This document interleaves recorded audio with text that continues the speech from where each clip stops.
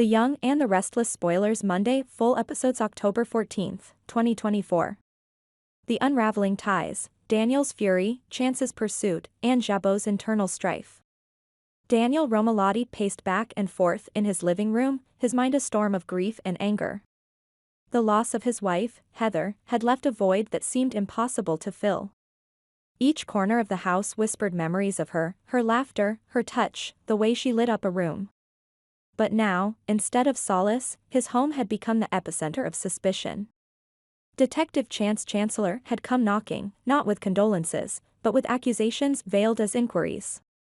"I need to ask you some questions about the night Heather died," Chance had said, his tone measured yet probing. Daniel's eyes flashed with disbelief.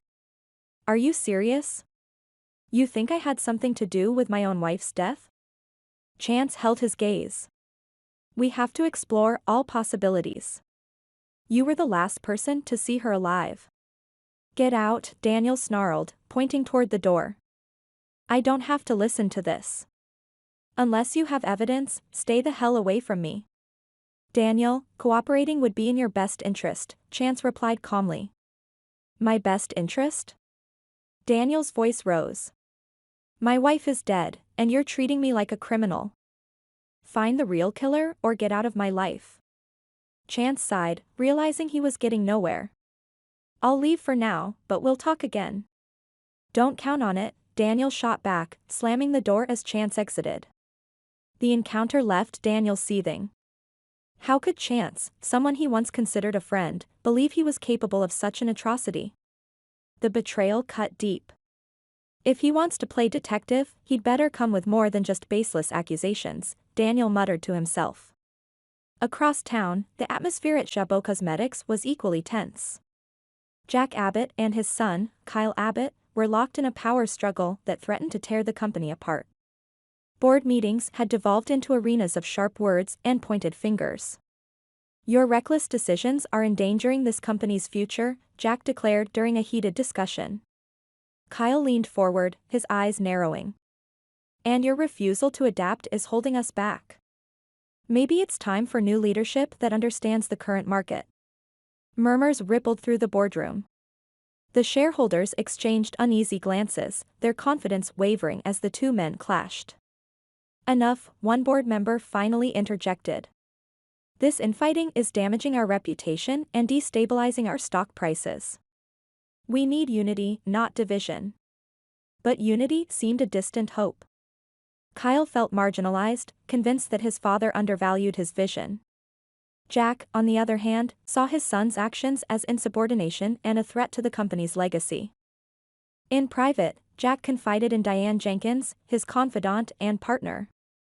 "I'm at my wit's end with Kyle. He's become uncontrollable."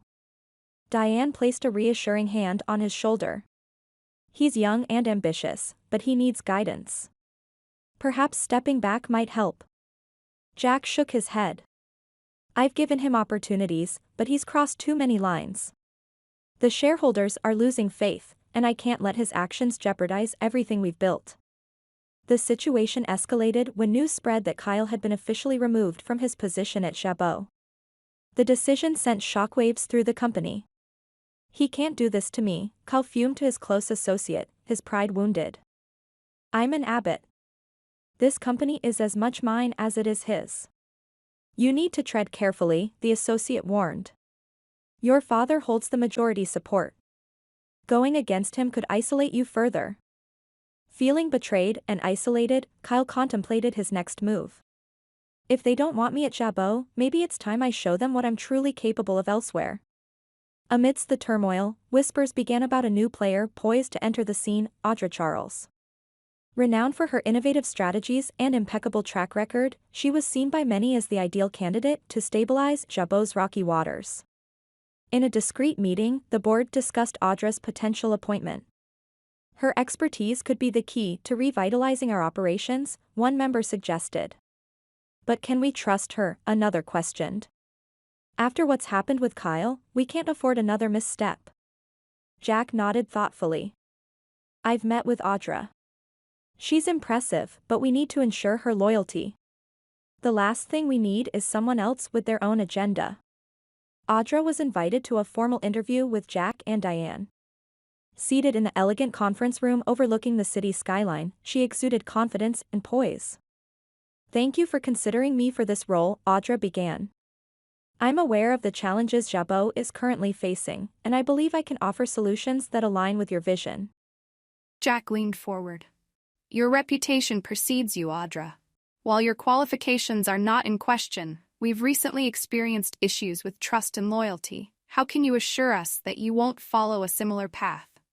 Audra met his gaze steadily. "Integrity is the cornerstone of my professional ethos. My goal is to contribute to Jabot's success transparently and collaboratively. Should there ever come a time when I choose to move on, I will do so with full disclosure and ample notice." Diane exchanged a glance with Jack. "Your confidence is reassuring," she said, "but understand that we'll be monitoring all developments closely." "Of course," Audra agreed. "I wouldn't expect anything less." As Audra left the building, employees buzzed with speculation. "Do you think she'll turn things around?" one asked. "She certainly has the credentials," another replied. "Let's hope she brings some much-needed stability." Back in his office, Jack pondered the decision. "She could be exactly what we need," he admitted to Diane. "Agreed," Diane replied. "But let's proceed with caution. We've learned the hard way what misplaced trust can cost us." Meanwhile, Daniel struggled to find peace. The weight of Heather's death pressed heavily on him, compounded by the cloud of suspicion chance had cast. Seeking comfort, he visited Crimson Lights, hoping a familiar environment might offer some respite. As he sipped his coffee, Phyllis Summers, his mother, approached. "I heard about your confrontation with Chance," she said gently. Daniel sighed. "News travels fast. He's convinced I killed Heather. Can you believe that?" Phyllis placed a hand over his. "People are quick to jump to conclusions, especially when they're looking for a quick resolution. But I know you, Daniel. We'll get through this together." He offered a weak smile. "Thanks, Mom. It just feels like everything is spiraling out of control. Have you considered hiring a lawyer, just in case?" "I shouldn't have to. I'm innocent," Daniel asserted. "Sometimes innocence isn't enough," Phyllis cautioned. "Protect yourself." Across town, Chance sat at his desk, reviewing the case files. Despite his initial confidence, doubts began to surface. The evidence against Daniel was circumstantial at best. His superiors were pressuring him for results, but he couldn't shake the feeling that he might be on the wrong path. His thoughts were interrupted by a call from his ex-girlfriend, Summer Newman. "We need to talk," she insisted. Later that evening, they met at Chancellor Park. The tension between them was palpable. "You're making a mistake targeting Daniel," Summer began, her eyes pleading. "He didn't do this."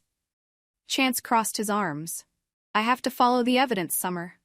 "What evidence? All you have are assumptions and a grieving husband who's an easy target." "You think I want to suspect him?" Chance retorted.